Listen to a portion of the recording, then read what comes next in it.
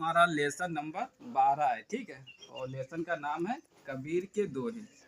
तो पहले हम लोग इनकी भूमिका समझेंगे कि कबीर दास जी का जो बताने का प्रयास कर रहे हैं वो क्या कर रहे हैं, ठीक है। तो जो कबीर दास जी थे वो एक संत थे, मतलब गृहस्थ के रूप में संत थे, ठीक है। तो उन्होंने जो हमारे समाज में समस्याएं होती हैं, ठीक है, चाहे महिलाओं को लेकर हों, चाहे दलितों को लेकर हो, जो भी समस्याएं होती हैं तो उन्होंने उस पर बात की है और उन समस्याओं को दूर किया है। क्या किया है?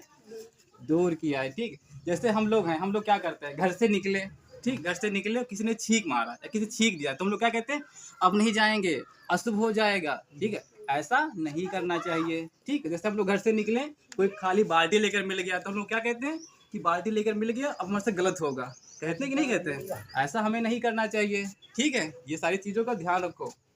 सबके समझ में आ गया ना? ठीक है।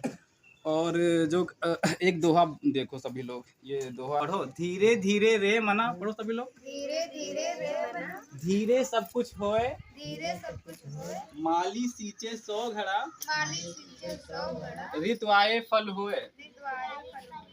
कबीर दास जी यह बताने का प्रयास कर रहे हैं कि हे मेरे मन, यहाँ जब जो भी होता है धीरे धीरे होता है, कुछ भी हड़बड़ी में नहीं होता है। जैसे तुम लोग पढ़ रही हो, अब यूँ नहीं कि आज पढ़े फिर 2 दिन आए, सर हमका आवा ना रहा, सर हमका आया ना रहा, ठीक है। जब रोज रोज ही हो, जब काफी प्रयास करी हो, तब तुमका सबका ही, ठीक है।